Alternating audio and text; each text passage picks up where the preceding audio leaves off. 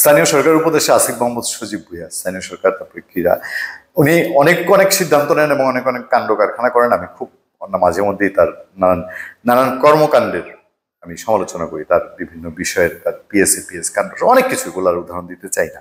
তবে এবার তার একটা সিদ্ধান্তে আমি একেবারে খুবই একমত এবং আমার এটা জব্বর লেগেছে, আমার মনে ধরেছে, পারলে কংগ্রেচুলেট করি তাকে। তবে একখানা আমার প্রশ্ন আছে, একটা প্রশ্ন, জাতি বিবেকের কাছে আমার একটা প্রশ্ন আছে। তবে সত্যি করেই বলছি, প্রমিস বলছি, তিনি এবার যে সিদ্ধান্ত নিয়েছেন আমার খুব ভালো লেগেছে। যে এই সিদ্ধান্তটা ঠিক আছে, এই সোহরাওয়ার্দী উদ্যান নাম শুনলে বাংলাদেশে ভদ্র সমাজ সবসময় একটু গা চুলকাতো। এটা আজকে থেকে না, দীর্ঘ বছর ধরে, 20-30 বছর ধরে সোহরাওয়ার্দী উদ্যান, বাপরে বাপ, সোহরাওয়ার্দী উদ্যানে যাবো মানে মানে আপনি কোনো উৎসব আনন্দ ছাড়া সোহরাওয়ার্দী উদ্যানে যাওয়ার কথা শুনবেন, আপনার মাথায় কিলবিল করবে সব নেগেটিভ লোকজন সমাজে। এটা মাদক, অন্যান্য শারীরিক ভিত্তিক বিষয় আছে, মানে যত নেগেটিভ কর্মকাণ্ড আছে সব যেন সোহরাওয়ার্দী উদ্যান।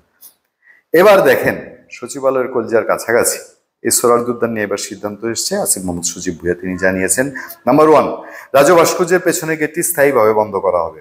আচ্ছা, এটা না হয় এই সোহরাওয়ার্দী উদ্যানের নিরাপত্তার জন্য, এটা মেনে নিলাম। সোহরাওয়ার্দী উদ্যানে বৈধ দোকান উচ্ছেদ, মাদক বেচা কেনা বন্ধ এবং পরিচ্ছন্নতা নিশ্চিতে গণপূর্ত মন্ত্রণালয়, সিটি কর্পোরেশন, ডিএমপি, মাদক দ্রব্য নিয়ন্ত্রণ অধিদপ্তরের সমন্বয়ে যৌথ অভিযান পরিচালিত হবে। ভেরি গুড, খুবই সুন্দর। প্রশ্নটা কিন্তু আছে, এটা শুনে যাবেন। তারপরে হচ্ছে নিয়মিত মনিটরিং। আচ্ছা, এটাও ভালো, মনিটরিং করা দরকার ছিল।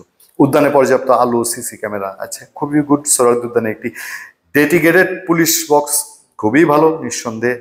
উদ্যানে রমনা পার্কের মতো সুশৃঙ্খল ব্যবস্থাপনা চালু। ভেরি গুড, খুবই সুন্দর। রাত 8টার পর উদ্যানে জনসাধারণের প্রবেশের নিষেধাজ্ঞা কার্যকর করা হবে। মার্ভেলাস।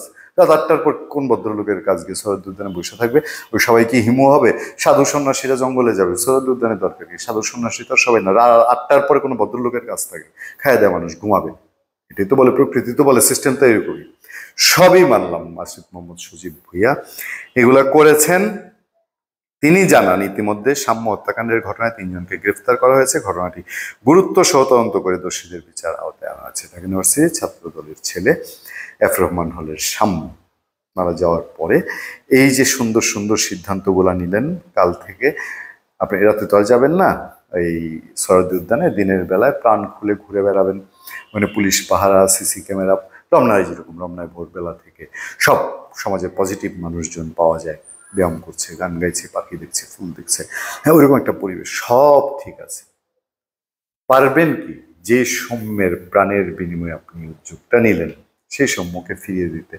আমার প্রশ্ন এটা না, আমার প্রশ্নটা হলো, এই যে 8খানা সিদ্ধান্ত আসিফ মোহাম্মদ সজীব ভুঁইয়া জানিয়েছেন, 8টি সিদ্ধান্ত, কেন এক সৌম্যের প্রাণের বিনিময়ে আপনাকে জানাতে হতো? আপনি সচিবালয়ে বসেন, সচিবালয়ের কাছাকাছি সোহরাওয়ার্দী আশপাশ দিয়েই যাওয়া আসা করেন, সোহরাওয়ার্দীর পাশ দিয়ে আপনার এই আসিফ মোহাম্মদ সজীব ভুঁইয়ার উত্থান। অদেখা না, অচেনা না সোহরাওয়ার্দী কি জিনিস। তাহলে কেন আজকে সাম্যের প্রাণের বিনিময়ের পরে আপনাকে এই সিদ্ধান্তগুলো নিতে হতো? এতদিন যে দেখেছেন, না দেখেও যে না দেখার ভান করেছিলেন, এবার দায়টা আপনি নেন। দায়টা নিলে কি হবে?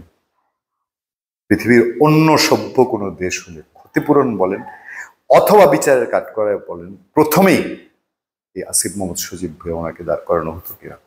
আমি শুধু এইটুকুই বলবো, সিদ্ধান্ত নিয়েছেন ভালো, খুব পছন্দ হয়েছে, সৌম্যটা চলে যাওয়ার আগে নিতেন।